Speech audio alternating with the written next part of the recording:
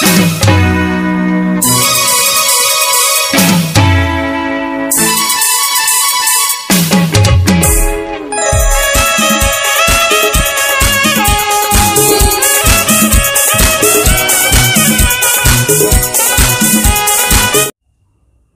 नमस्कार। आसंतु पिलादिनर अनुभूति कथा मने पकाई टिके हसीबा, टिके दुख अनुभव करवा। आमे माने जते स्कूल को जाउथिलु सेते बेले आमे चाली चाली जाउथिलु, किंतु एबे साइकेल। सेते बेले साइकेल गुटे मिलिया बहुत कष्ट। बस रो जीवा तो संभव नथिला, चाली चाली जीवा पड़थिला, साइकेल जीवा पड़थिला। किंतु एबे साइकेल ले पुणी बापा माने मोटर साइकेल ले नेकी छाड़ दे आछुंदी, पुणी बस तांको पई हे गलानी। बस भी स्कूल बस नेकी जाउची। सेतेले कां भां जणे दी जण साइकेल रे ही जाउथिले, बस रे छाड़िबा परंपरा नथिला। स्कूल पठेया परे किछि भलो कि मंद होई जिवो आम बापा माँ माने केबे भी से चिंता करू नथिले। सेमान कौनसी विषय रे भय नथिला।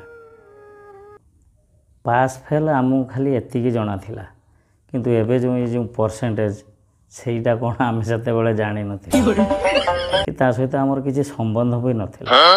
ट्यूशन होतिले हमको लाज मार नथिला, कना किए गध कहि दो, किए कहे पाठ होनी मूर्खटा, सेतिकी हमर लाज शर्म किछि नथिला। बही भितर उस्तपत्र या मयूर पक्ष रखिले आम स्कूल सारे मारिबेनी, पाठ भल हम, एमती आमर सब धारणा थिला।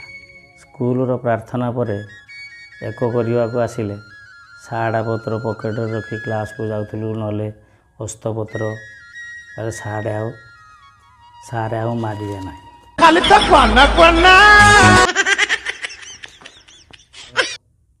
अखा ब्याग एवं परे परे टीण बा आलुमिनियम ट्रंक रे बही खाता नहीं स्कूल जाउथिलु, किंतु एबे बैग भाई बैग काठ कलम, काली बात, ब्लटिंग पेपर, तापर फाउंटेन पेन, बहु परे रिफिल डॉटर व्यवहार कलु।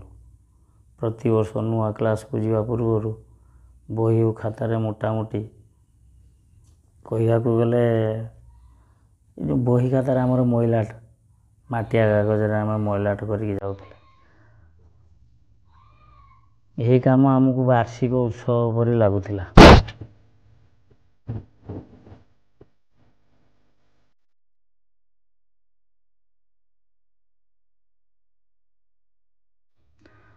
वर्ष सरिया परे बही बिकिया, बही किनिबा गोटे मजा लगुला। सेते बेले आमको क्या बही बिकिया, क्या पाखर बही मागिकी आनिबा,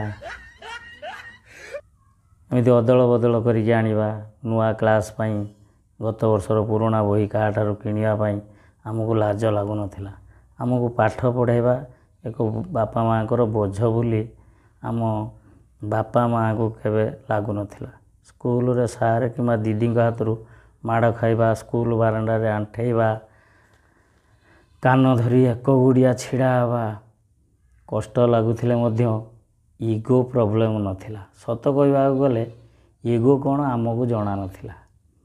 घरे आ स्कूल रे माड़ खाइबा आमर गोटे दैनंदिन जीवन एक साधारण घटना थिला। माड़ देला वाला और माड़ खाइला वाला दुहे खुशी रोते।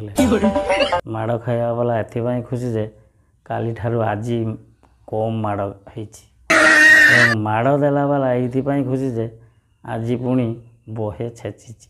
पाठ भूल हेले मुंड तलू कर गोड़ ऊपर करदे, गोड़ तल को खसी पड़े से ही गोड़ को माड़ हम। कष्ट आ कहले सार कहे मत आ कौन कौचु, मास्टर को सब आ कहती आसतु आसतु कह, पुणी डर भयर माड़ हम बोली आम पुणी आसतु आसतु सारे आसतु आसतु कहूलु। से मजा एबे काम एबे ना। कांद भितर आसतु आसतु कहवा पड़े। काठर बैट तैयारी करी धरिबा जगार साइकेल ट्यूब ନହେଲେ କପଡ଼ା ଗୋଡ଼େଇ କାଗଜରେ ବଲ୍ କରି ଖେଳିବା ଭାରି ମଜାପ୍ରଦ ଥିଲା, ଭାରି ମଜା ଲାଗୁଥିଲା। ଆମକୁ ହିଁ ଖେଳିବାର ମଜା ହିଁ ମାଲୁମ ଥିଲା। କର୍କ ବଲ୍ ବଦଳରେ ଜରିକୁ ପୋଡ଼ିକି ଗୋଟାଳିଆ କରିକି ବାଲି ଉପରେ ରଖିକି ସେଇଟାକୁ ଆମେ ବଲ୍ କରିକି ଖେଳୁଥିଲୁ। କିନ୍ତୁ ଏବେ ଆପଣମାନେ ହିଁ ବିଚାର କରନ୍ତୁ, ଜଣେ ସାଙ୍ଗକୁ ସାଇକେଲରେ ଆଗରେ ବସେଇ ଅନ୍ୟ ସାଙ୍ଗକୁ ପଛ କ୍ୟାରିୟରରେ ବସେଇ ସାଇଁ ସାଇଁ କେତେ ବୁଲିବା ତା'ର ହିସାବ ନାହିଁ। ସତରେ ସାଇକେଲ ଚଳାଇବା ମଜା ହିଁ ନିଆରା ଥିଲା। ସାଇକେଲ ଚଳାଇବାକୁ ସାଇକେଲ ଖଣ୍ଡେ ମିଳିଗଲେ ବହୁତ ଖୁସି ଲାଗୁଥିଲା। କେତେ ଯେ ସାଇକେଲ ଚଲାଉଥିଲେ ଖୁସିରେ, ତା ମାନେ ଖୁସିର ସୀମା ନଥିଲା। କିନ୍ତୁ ସବୁ କାମର ଶେଷରେ ମାଡ଼ ହିଁ ଥିଲା। ଆଉ ଗୋଟେ ମଜା କଥା, ଆମେ ଯେତେବେଳେ ଛୋଟ ଥିଲୁ ସେତେବେଳେ ପ୍ୟାଣ୍ଟ ଯେଉଁ ପିନ୍ଧିଥିଲୁ ତା ଦେହରେ ସୁତୁଲି ଲାଗୁଥିଲା। କିନ୍ତୁ ଏବେ ପିଲା ଜନ୍ମ ହେଇନଥିବେ ତାଙ୍କ ପାଇଁ ଲୁଗା କିଣା ହେଉଛି। କଲେଜକୁ ଯାଉଥିଲୁ, ପୁରୁଣା ପ୍ୟାଣ୍ଟକୁ ବଡ଼ ଥିବ ପୁରୁଣା ପ୍ୟାଣ୍ଟ, ତାକୁ ଛୋଟ କରିକି ଦରଜି ପାଖରେ ଦେଇକି ତାକୁ ଆମେ ସିଲେଇ କରିକି ପିନ୍ଧିକି ଯାଉଥିଲୁ। ହାଫ୍ ପ୍ୟାଣ୍ଟ ପିନ୍ଧିକି ବି ଯାଇଛୁ। କିନ୍ତୁ ଏବେ ହାଇସ୍କୁଲରୁ ପୁରା ପ୍ୟାଣ୍ଟ। ଆମେ କେବେ ହାତ ଖର୍ଚ୍ଚ ମାଗିନୁ। ଯଦି ବି କେବେ ଆମେ ପର୍ବପର୍ବାଣିରେ ମାଗୁ, ସେ 2 ପଇସା 5 ପଇସା ମିଳେ।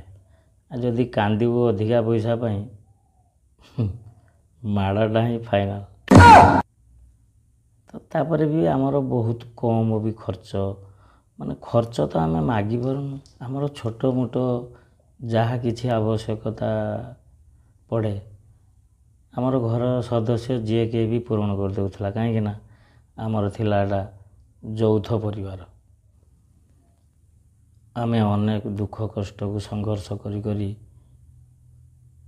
ଆମେ ଗୋଟିଏ ଜାଗାରେ ପହଞ୍ଚି ଯାଇଛୁ। କେହି ବି ପହଞ୍ଚି ପାରିନାହାନ୍ତି। ଆଜି ଆମେ ଦୁନିଆର ଅନେକ ଧୋକା ଏବଂ ଦୁଃଖ କଷ୍ଟ ପାଇ ସଂଘର୍ଷ କରି କରି ଗୋଟିଏ ଜାଗାରେ ପହଞ୍ଚି ଯାଇଛୁ। କେତେ ଜଣଙ୍କୁ ଯିଏ ଯାହା ଚାହୁଁଥିଲେ ତାହା କିଛି ମିଳିଯାଇଛି ଏବଂ କାହାକୁ କିଛି ବି ମିଳିନି। ଆମେ ଦୁନିଆର ଯେକୌଣସି ସ୍ଥାନରେ ବି ରହୁ, କିନ୍ତୁ ଏହା ସତ୍ୟ ଯେ ଆମେ ଭଲ ଥିଲୁ କି ଖରାପ ଥିଲୁ ଜଣା ନାହିଁ, ଆଉ ଏକଦମ ଠିକ୍ ଥିଲା। ଏବେ କିନ୍ତୁ ଦଣ୍ଡମୁକ୍ତ ଅଞ୍ଚଳ।